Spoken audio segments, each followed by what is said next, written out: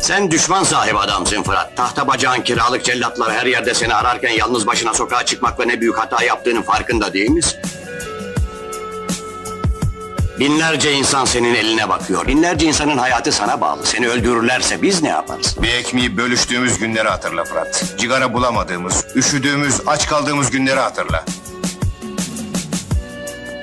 20 yıldır beraberiz. 20 yıldır denemediğimiz acı kalmadı. Hapisler, zindanlar, sürgünler, kaybettiğimiz arkadaşlar. Sen hayatınla kumar oynayarak bu mevkiye geldin.